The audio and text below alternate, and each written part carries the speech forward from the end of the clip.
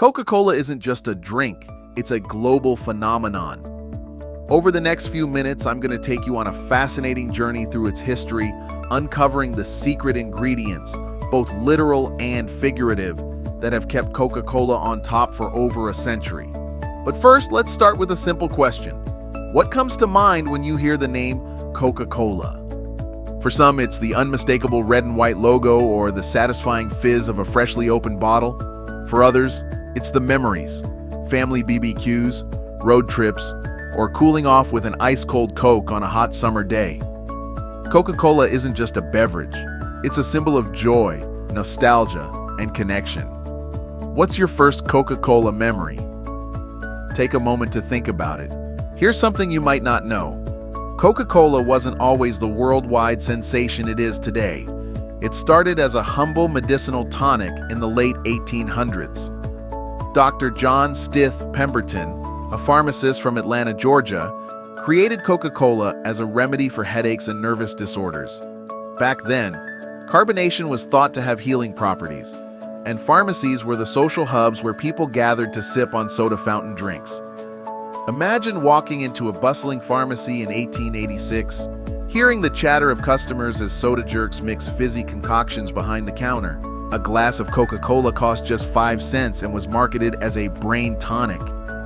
Fast forward to the present, and Coca-Cola is one of the most recognized and loved brands in the world, sold in over 200 countries and consumed nearly 1.9 billion times every day. But how did this medicinal drink evolve into the cultural and commercial powerhouse we know today? Let's dive into its origin story. To truly understand Coca-Cola's rise, let's rewind to Atlanta in 1886. The city, still recovering from the Civil War, was a place of resilience and reinvention. Among those seeking a fresh start was Dr. John Stith Pemberton, a chemist and Civil War veteran. Pemberton, like many soldiers of the time, struggled with a morphine addiction after being injured in battle. Desperate to find an alternative, he turned to chemistry. Inspired by the popularity of coca-based drinks in Europe, Pemberton began experimenting. He combined coca leaves, cola nuts, and carbonated water to create a drink he initially called Pemberton's French Wine Coca. It was marketed as a cure-all for ailments like headaches, fatigue, and even depression. Imagine customers lining up at Pemberton's pharmacy, intrigued by the promise of this miraculous tonic. But Pemberton's story took a pivotal turn in 1886, when Atlanta passed prohibition laws banning the sale of alcoholic beverages. Forced to reformulate his drink, Pemberton removed the wine and added a sweeter twist. The result? Coca-Cola, a fizzy, sweet tonic sold for just 5 cents a glass at soda fountains. Here's where the story takes an emotional turn. Struggling financially and in poor health, Pemberton sold the rights to his formula to Asa Candler for just $2,300, a sum that would change history. Asa Candler, a visionary businessman, transformed Coca-Cola from a local curiosity into a national phenomenon. Through aggressive marketing, he ensured Coca-Cola was everywhere, on calendars, clocks, and soda fountains. Picture walking into a store in the 1890s and seeing Coca-Cola signs on every wall whispering, "This is the drink you need." One fun anecdote: Frank Mason Robinson, Pemberton's bookkeeper, not only named Coca-Cola but designed its iconic Spencerian script logo. He believed the flowing letters would appeal to customers, and over 130 years later, his intuition proved correct. That logo remains one of the most recognizable in the world. What makes Coca-Cola's flavor so unique? Its recipe, known as Merchandise 7X, is one of the world's best-kept secrets. Legend has it that the original formula is locked in a high-security vault in Atlanta, and only a handful of people know the complete recipe. Even employees who work on the formula only know parts of it, ensuring the mystery remains intact. The flavor profile is a perfect blend of sweetness, tanginess, and spice, with subtle hints of vanilla and cinnamon. But Coca-Cola is more than just a taste. It's an experience. Think about the satisfying pop of the bottle cap, the hiss of carbonation, and that first icy cold sip. Imagine holding a frosty glass bottle on a hot summer day, condensation dripping down the sides as you take that refreshing first gulp. Here's a fascinating comparison. Pepsi has a sweeter, citrus-forward flavor, while Coca-Cola's taste is deeper and more complex.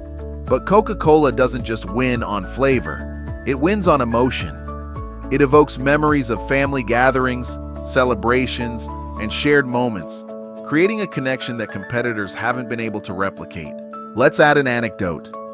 During World War II, Coca-Cola set up bottling plants near military bases to ensure that soldiers could enjoy a taste of home no matter where they were stationed. This wasn't just about boosting morale, it was a genius marketing move. By the end of the war, Coca-Cola had introduced its drink to new markets around the world, solidifying its status as a global brand. Taste alone couldn't make Coca-Cola a global icon. Its true magic lies in its branding. From the very beginning, Coca-Cola understood that it wasn't just selling a drink, it was selling an idea, an experience, and an emotion. Take the red and white logo. Did you know it was originally designed to help tax inspectors identify Coca-Cola barrels as non-alcoholic? Over time, the bold red became synonymous with the brand, symbolizing energy, excitement, and happiness. Now let's talk about the iconic contour bottle, introduced in 1915. Inspired by the shape of a cocoa pod, the bottle was designed to be recognizable even if it shattered into pieces. Imagine walking into a store in the early 1900s and seeing rows of these elegant, curvy bottles glistening under the lights. The design not only set Coca-Cola apart from competitors, but also became a symbol of sophistication and style. One of Coca-Cola's most memorable advertising moments came in the 1930s when it popularized the modern image of Santa Claus. Before Coca-Cola, Santa Claus was depicted in various ways, from a thin, elf-like figure to a stern bishop. Coca-Cola's ads reimagined him as the jolly, red-suited Santa we know today, holding an ice-cold Coke in his hand. And then there's the Share a Coke campaign. By personalizing bottles with names, Coca-Cola created a marketing phenomenon that felt personal and interactive. This simple idea sparked millions of social media posts and conversations, proving that even a small tweak to branding can have a massive impact. Despite its success, Coca-Cola has faced its share of criticism. Let's start with health concerns. As awareness of sugar consumption and obesity grew, Coca-Cola came under fire for its role in promoting sugary drinks. Did you know that a single can of Coca-Cola contains about 39 grams of sugar? That's nearly 10 teaspoons. The company has responded by diversifying its product line, introducing options like Diet Coke, Coke Zero, and Coca-Cola Life, which uses stevia as a natural sweetener. However, critics argue that even these alternatives don't address the underlying issue of excessive consumption. Then there's the environmental impact. Coca-Cola is one of the largest producers of plastic waste in the world. In response, the company launched its World Without Waste initiative, pledging to collect and recycle every bottle it sells by 2030. Additionally, Coca-Cola has invested in biodegradable packaging and water conservation efforts. But is it enough? Critics say the company needs to accelerate these changes to truly make an impact. Let's reflect for a moment. What's the balance between enjoying a product we love and holding the company accountable for its actions? Coca-Cola's story is a reminder that even beloved brands must adapt to a changing world. So, what makes Coca-Cola the world's favorite drink? It's not just the unique flavor or brilliant branding, it's the emotional connection, the cultural relevance, and its ability to adapt. Coca-Cola isn't just a drink, it's a part of our lives, our memories, and our shared experiences. Now, I'd love to hear from you. What's your favorite Coca-Cola memory? Was it at a holiday dinner, a summer picnic, or simply a moment of refreshment on a hot day? Share your story in the comments below. And if you enjoyed this journey through Coca-Cola's history, don't forget to like, subscribe, and stay tuned for more deep dives into the world's most iconic brands. Thanks for watching.